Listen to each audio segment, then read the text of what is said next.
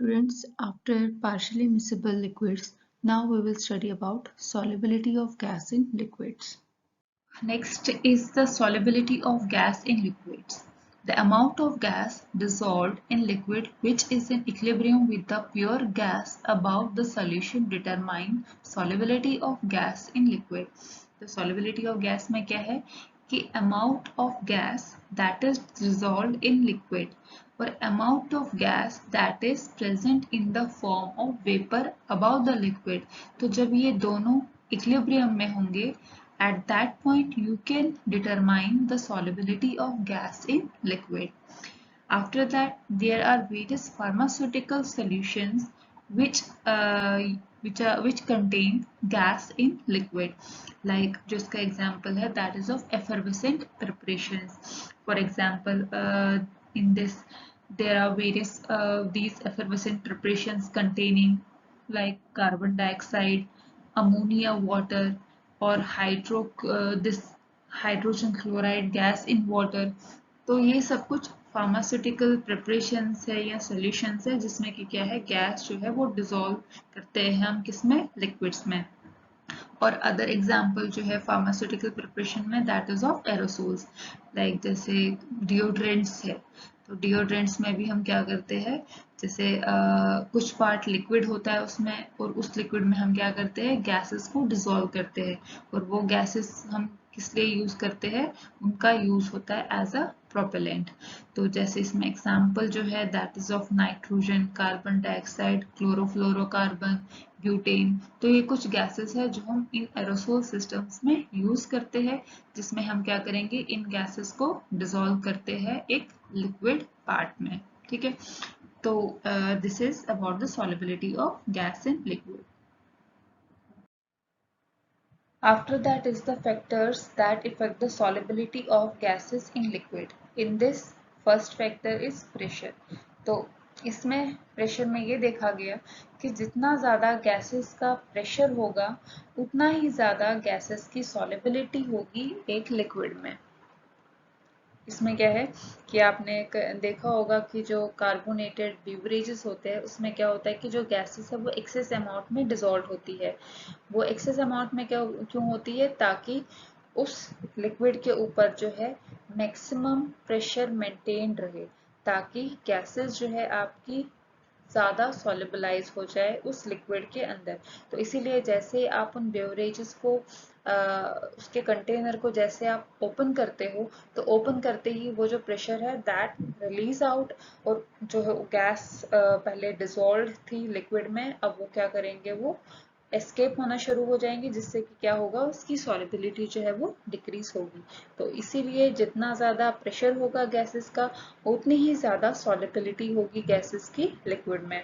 And it is based on the Henry's law and which gave this equation, that is C is equal to sigma into P. Here C represents the concentration of gas in liquid, P represents the pressure of the this gas, and sigma represents the Henry's law constant, or it is also known as solubility coefficient. तो here it shows कि जो concentration है gases की liquid में that is directly proportional to the pressure of the gas. After this second factor is temperature. तो temperature में ये देखा गया कि जितना ज़्यादा temperature होगा उतना ही जो solubility है gases की in liquid that will decrease. Temperature increase होगा, solubility gases की decrease होगी. क्योंकि जब आप किसी भी गैसियस सॉल्यूशन को आप हीट मैक्सिमम टेम्परेचर प्रोवाइड करोगे तो उससे क्या होगा, जो उसमें गैस प्रेजेंट है उनकी टेंडेंसी टू एक्सपेंशन जो है वो इंक्रीज हो जाएगी as compared to the solvent.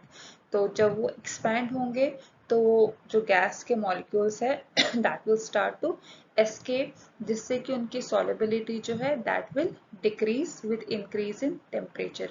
तो इसीलिए अगर आपके पास एक कंटेनर है जिसमें गैसलेस सॉल्यूशन प्रेजेंट है और अगर आपने उस कंटेनर को ओपन करना है देन इट इज रिकमेंडेड कि जो वो कंटेनर है you place it और you immerse it in a ice cold water, जिससे कि उसकी सॉल्युबिलिटी जो है वो इफेक्ट ना हो। Next factor is electrolyte and non-electrolyte, and in this it is seen that with the addition of electrolyte or non-electrolyte, electrolyte में जो example लेंगे that is of sodium chloride, and non-electrolyte है its example is sugar। तो अगर आप किसी भी gaseous solution में कोई electrolyte या फिर non-electrolyte ऐड करते हो, उससे क्या होगा, गैस की सॉलिबिलिटी जो है वो डिक्रीज हो जाएगी। डिक्रीज क्यों होगी, क्योंकि जो ये इलेक्ट्रोलाइट एंड नॉन इलेक्ट्रोलाइट है इनकी एफिनिटी ज़्यादा है विथ लिक्विड, ठीक है।